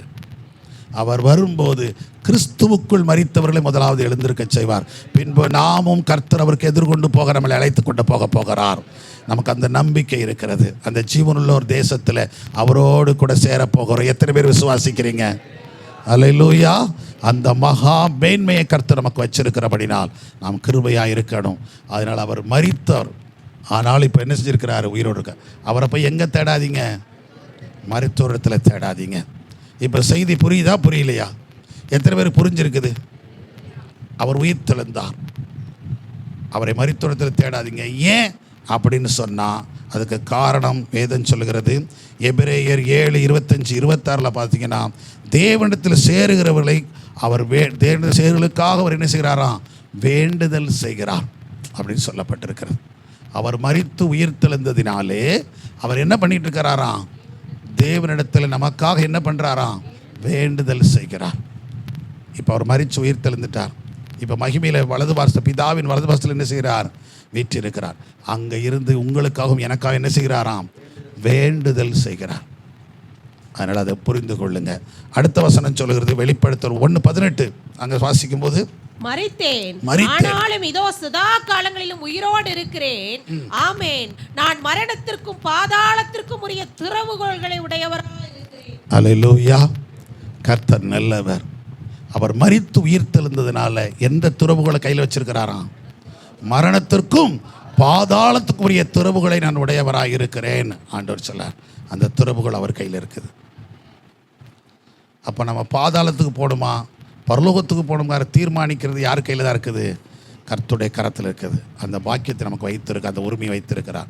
அவை அதற்கு தகுந்த மாதிரி மாறிக்கொள்ளுவோம். செபிப்போமா? எல்லோரும் ஜெபம் பண்ணுவோம். எல்லோரும் மேலே இருக்கவங்க கீழே இருக்கவங்க எல்லோரும் கர்த்தர் சமூகத்தில் அர்ப்பணிச்சிருங்க. ஜெபம் பண்ணுங்க. கர்த்தர் நாம மகிமைப்படட்டும். அவரை நோக்கி பார்த்து, ஆண்டவரே உம்முடைய கிருபை எங்களோடு இருக்கட்டும் ஆண்டவரேன்னு சொல்லி கேளுங்க. மரித்தோரிடத்தில் அவரை தேடாதீருங்க. இன்றைக்கு காலையில் ஒரு தீர்மானம் விடுங்க, நாம் ஆண்டவரை ஜீவனுள்ள இடத்துல தேடுவோம். செத்து போனவங்ககிட்ட போய் இயேசுவை தேடாதீங்க, உயிரோடு இருக்கிற இடத்துல பாருங்க. அவர் ஜீவிக்கிறவர், அவர் ஜீவனுள்ளவர். அந்த ஜீவனுள்ள தேவனை ஜீவனுள்ள ஒரு தேசத்தில் தேடுங்க. இன்றைக்கு செய்தி அதுதான். இது எல்லாருக்கும் சொல்லுங்க. ஆவியானவர் உணர்த்தினது. மரித்தோர் இடத்துல போய் இயேசுவை தேடாதீங்க, ஜீவனுள்ள இடத்துல தேடுவோம். நாம் ஜீவனுள்ளாய் வாழ்வோம். நான் இன்னொரு காரியத்தை உங்களுக்கு அட்வைஸை சொல்கிறேன். மரித்தோர் இடத்துல ஆண்டவரை தேட மாட்டாங்க. நீங்கள் தானே கிறிஸ்தவர்கள், நாம் தானே கிறிஸ்தவர்கள், நாமெல்லாம் ஜீவனுள்ளவர்கள். ஆமாம் தானே இயேசுனதை. இப்போ அவங்க இந்த வசனத்தை சொல்லும்போது அவங்க யார்கிட்ட தேடுவாங்க, யார்கிட்ட தேடுவாங்க, ஏங்கிட்ட தேடுவாங்க. உங்கள்கிட்ட நம்ம தானே ஜீவனில் நம்மகிட்ட தான் இயேசுவை தேடுவாங்க. அவங்க உலகத்தார்கிட்ட தேட முடியாது. அப்போ கிறிஸ்துவை நம்மிடத்தில் தேடும்போது நாம் அதற்கு உத்தரவாதிகளாக இருக்க வேண்டும். அப்போ சரியான கிறிஸ்தவர்களாய் நம்ம வாழ்ந்து காண்போம். ஜீவனுள்ள கிறிஸ்தவர்களாய் வாழ்ந்து காட்டுவோம். நம்ம வேலை பார்க்குற இடத்துல, நம்ம படிக்கிற இடத்துல, நம்ம குடியிருக்கிற இடத்துல, நம்ம பிரயாணம் பண்ணுற இடத்துல, எங்கே போனாலும் கிறிஸ்துவின் வாசனையாய் நற்கந்தங்களாய் நாம் இருப்போம். இதுதான் தேவனுக்கு நம்ம செய்ய போகிற ஒரு வேலை. மரித்தோரிடத்தில் அல்ல, உயிருள்ளவரிடத்தில் தான் அவரை தேட போகிறாங்க. நாமெல்லாம் இயேசுவின் ரத்தத்தால் மீட்கப்பட்டு நம்ம ஆத்தும மரணத்திலிருந்து மீட்கப்பட்டவர்கள். நாம் இன்னைக்கு ஜீவனோடு இருக்கிறவர்கள் நம்மிடத்திலிருந்து தான் இயேசு வெளிப்பட வேண்டும். என்னிடத்திலிருந்து வெளிப்படணும், உங்களிடத்திலிருந்து வெளிப்படணும். எல்லாரும் கர்த்தரை நோக்கி பாருங்க. மரித்தோரிடத்தில் தேடாதீர்கள், உயிரோடு இருக்கிறவரை மரித்தோரிடத்தில் தேடுகிறது என்னன்னு சொல்ல போல இன்னைக்கு உயிரோடு இருக்கிற தேவனே எங்களுக்குள்ளிருந்து உம்மை பிரகாசிக்க செய்கிறோம் ஐயா. இன்னைக்கு அவர் மரித்தவர் இல்லை, மரித்த இடத்துல மௌனமாயிருப்பான்னு சொல்லுங்க. மரித்தோர் மௌனமாயிருக்கிறவர்கள் தேவனை துதியார்கள். நாமெல்லாம் உயிரோடு இருக்கிறவங்க வாயத்திர தம்பிமார் தங்கச்சிமார் எல்லாம் துதிங்க. மேலே இருக்கிறவங்க எல்லாரும் கர்த்தரை துதிங்க. நம்ம மரித்தவர்கள் அல்ல, இன்றைக்கு உயிரோடு இருக்கிறவர்கள், இயேசு ரத்தத்தால் மீட்கப்பட்டவர்கள், தேவனால் அபிஷேகிக்கப்பட்டவர்கள். எல்லாரும் கர்த்தரை துதிங்க, துதிங்க, துதிங்க, துதிங்க, துதிங்க, துதிங்க. இப்ப சொல்லுங்க, இவ்வளவு பெரிய வார்த்தைகளை கேட்டுட்டோம். மரித்தோர் இடத்துல இப்படிதான் இருக்கும், மரணம் என்பது இப்படித்தான். ஆனா அதற்கு நடுவில் நம்மை ஜீவனோடு கர்த்தர் வைத்திருக்கிறார். நம்ம ஜீவனுள்ள தேசத்துக்கு சொந்த காலில வைத்திருக்கிறபடினால் என்னை ஒப்பு கொடுக்கிறேன்னு சொல்லி எல்லாரும் கர்த்தரை ஸ்தோத்திர பண்ணுங்க, ஸ்தோத்திர பண்ணுங்க, ஸ்தோத்திர பண்ணுங்க, ஸ்தோத்திர பண்ணுங்க. எல்லா வாயை தரங்க, தூங்கி வெளியே ஆண்டவர் ஸ்தோத்திரம். ஏமேன், ஏமேன், ஏமேன், ஏமேன், ஏமேன், ஏமேன். உள்ளத்தின் ஆழத்திலிருந்து நன்றி செலுத்துங்க. ஆண்டவரே, என்னிடத்தில் உம்மை தேடட்டும் ஆண்டவரே, நான் அவளுக்கு காட்டட்டும், உம்மை காட்டட்டும் சொல்லுங்க. நீர் உயிரோடு இருக்கதை நான் சாட்சியா இருந்து வாழ்ந்து காண்பிக்கட்டும் சொல்லுங்க, சொல்லுங்க. என்னை காண்கட்டும், என்னிடத்தில் தேடட்டும் ஐயா. மரித்தோரிடத்தில் இருந்த உயிரோடு இருக்கிற என்னிடத்திலிருந்து உம்மை காணட்டும், நான் உமக்கு சாட்சியாய் வாழட்டும் சொல்லுங்க. தம்பிமார் சொல்லுங்க, தங்கச்சிமார் சொல்லுங்க, பெரியவங்க சொல்லுங்க, சிறியவங்க சொல்லுங்க. எல்லாரும் அந்த அபிஷேகம் நம்மள இறங்கட்டும். ஓரா பாபா, அந்த உயிர் தெழுந்த வல்லமை நமக்குள்ளா இருந்து வெளிப்படட்டும். நீங்க போகிற இடத்துல கர்த்தர் ஜீவிக்கிறார், இயேசு ஜீவிக்கிறார் என்ற செய்தி சொல்லாமல் அவர்கள் அறியட்டும். நம்மை காண்கிறவர்கள் இயேசுவை காண வேண்டும். நம்மை காண்கிறவர்கள் மரித்தோரை காண்கிறவர்கள் அல்ல, உயிரோடு இருக்கிற நம்மை பார்க்கிறவர்கள். மெய்யா இவர்கள் தான் கிறிஸ்தவர்கள், கிறிஸ்து ஜீவிக்கிறார் என்பதற்கு இவர்களே அடையாளம் என்று சொல்லத்தக்கதான அளவுக்கு நம்ம வாழ்ந்து காட்டுவோமா? எல்லாரும் கர்த்தரை ஸ்தோத்திரம் பண்ணுவோம். எங்கள் அன்பின் தகப்பனே, இந்த காலை வேளையில சமூகத்தில் எங்களை ஒப்புக் கொடுக்கிறோம்.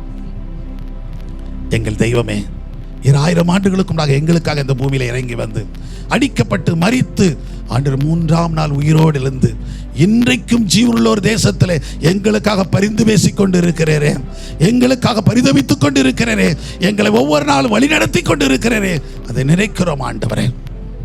எங்களுக்கு நல்ல ஆலோசனை தந்து நேர்வழியிலே எங்களை நடத்துகிறவரே, எங்களுக்கு வழியும் சத்தியமும் ஜீவனமாய் இருப்பவரே, உமக்கு நன்றி செலுத்துகிறோம். இந்த சமூகத்தில் எங்களை தாழ்த்தி தருகிறோம். தொடர்ந்து வழி நடத்தும், பாதுகாத்துக்கொள்ளும் கிருபை இருக்கட்டும். இந்த நாளிலும் நீர் எங்களுக்கு தந்த இந்த வார்த்தை, உயிரோடு இருக்கிறவரை மரித்தோடத்தை தேடுகிறேன்னு. இன்னைக்கு உலகத்தில் 90% மக்கள் கிறிஸ்தவர்கள் ஆண்டவரை மரித்தோரிடத்துல தான் உண்மை தேடுறாங்கப்பா.